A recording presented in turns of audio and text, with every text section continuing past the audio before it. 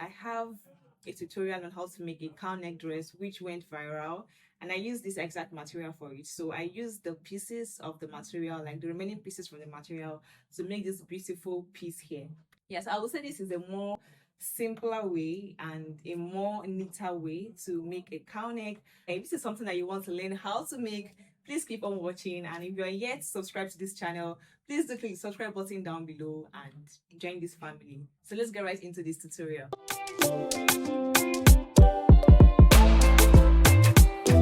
So guys, this is the remaining fabric piece that I am going to be using for this tutorial. And the first thing that you want to do is go ahead and fold your fabric from one point to the opposite point. So you can see how I just folded this right now. This way we are going to be cutting this top on a bias, and cutting on a bias is going to help the cow neck to drape very well. So I'm just going ahead to cut out the excesses on this side. Now the next thing that I will do is to find the middle point here. So I'm just placing my rule to follow this middle point down there and just mark the exact point upwards. That way I have the middle point. Now this beginning part up here, we are going to be marking our shoulder measurement, okay? But here is not our shoulder, this is our chest point. But on this chest point, we are going to be marking our shoulder round, okay? So you're going to be dividing your shoulder round by 2. And for this top, the shoulder round measurement is 14 inches divided by 2, 7 inches. But I'm going to be adding extra 1 inch for stitching allowance, so that way I am marking 8 inches on both sides. So you can see I am placing my tape rule from the middle point and I'm marking 18 inches on both sides. That way when you measure up everything, it is giving you 16 inches. Now the next thing is to place your tape rule on that beginning line, marking your chest point, okay? So go ahead and measure from your shoulder to your chest point. Now for this person, the chest point is at 7 inches and I'm marking the bust point, which is at 10 inches, okay? Hope you understand. And the next thing you want to do is to mark your bust round measurement. So divide your bust by 4, and whatever you have, you mark it on both sides, okay? Now for this person, the bust round divided by 4 is 8 inches. So I'm going to be adding extra 1 inch for stitching allowance, and I'm marking 9 inches on both sides, okay? So if your bust round is 36, you do 36 divided by 4, 9. You add extra 1 inch, making it 10 inches, and you mark 10 inch on both sides. And the next thing is to mark your waist point. Now the waist point is 17 inches. Now right there where you mark 17 inches, you're not going to be taking your waist round measurement, okay? You are going to be aligning these chest points, okay? You'll be aligning exactly where you marked your chest point up there. You're going to be marking that exact point down there, okay? Hope you understand. So you can use your tape rule for this. Just place your tape rule at this outer part, and wherever you marked your chest point up there, align it down to that place and mark your chest points down there. That way this front piece will be able to cover your front body very well, okay? Now if this is going to be having a back piece, you want to go ahead and also draft out your back pattern, then join it with the front pattern before you go ahead to turn everything out with your lining. So for this top, it's only going to be having a front piece and it's not going to be having a back piece.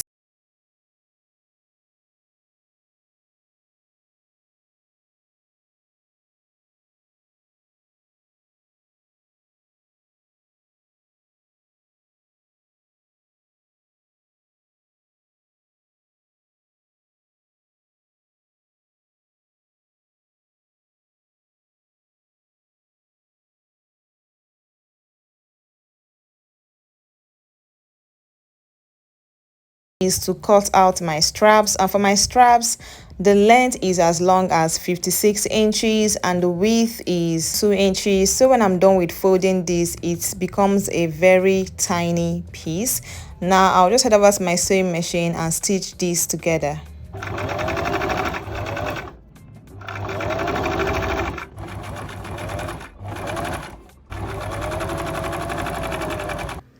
So guys, I am done with stitching in my straps and you can see what it is looking like. I am yet to iron it here. So please do go ahead and iron out your straps when you are done with folding it. Now the next thing is to place this in between the top and the lining. So you can see how I am placing this now up to that chest point area. So I'm going to be pinning this together and I'm going to be stitching it with the top when I am stitching the top together.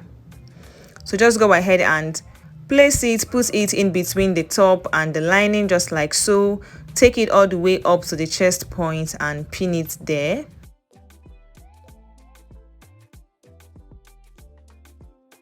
So guys, next thing you want to do is to go ahead and stitch this all together following that line that we traced. So I've gone ahead to stitch this and you can see what it is looking like. Please do make sure to put in your straps inside when you are stitching the down part, okay? And please do make sure to leave a little opening here where you are going to be turning everything out from, okay? So right now I'm just going ahead to flip this around and we would see what it is looking like. So guys, you can see what the top is looking like. Top is basically almost ready, okay? So now if this was going to be having a back piece, I would have gone ahead to join the front piece to the back piece and join the strap to it, then turn everything out with a lining, okay? But this has only a front piece. Now the next thing I'm going to be doing right now is to join the band. Please do go ahead to iron this out very well, okay? Make sure to iron this very well. So you can see I've gone ahead to iron it here and you can see what it is looking like. And next now we'll do is to join a band to this top, okay? So I've gone ahead to cut this band off camera and this band is as long as 60 inches. You can make yours longer, whichever length that you want that is okay for you. The length of this band is 5 inches. That way when I fold it and stitch it, it is back to 2 inches, okay? I'm going to be using 0.5 inches allowance to stitch this to the top. That way I have 2 inches on both sides. So right now I'm going ahead to mark the middle point of this band. Then I'm also going to be marking the middle.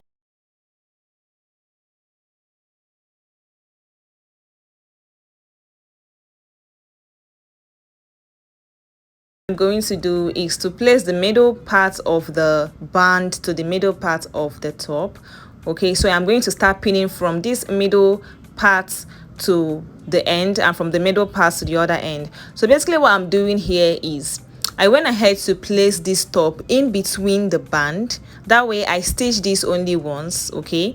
So you would see when I turn this over, I place the top in between the band opening, okay? So that way you can see the top is in between the band. I'm going to be top stitching on top. Now for the ends of the band, you also want to go ahead to fold this, okay, just so it gives you a neat finishing when you are done. So go ahead and fold this also. We are going to be stitching this together and we are going to be flipping it to the other side before we go ahead to stitch in our band to the top. Now I'm going to be stitching this from the middle part down like so, top stitching on the band till I get to one side of the band, and I'm going to be doing this also for the other side. From the middle part I will start top stitching like that till I get to the other part of the band. So guys, you can see I am done. Please go ahead and iron this very well when you are done. So I'm done with stitching in the band to the top and you can see what it is looking like. Our top is ready. This is basically it for this top. It is ready, and yeah, that's basically it of how to make a cowl neck. And guys, you can see that this style or this method is very simple and very neat.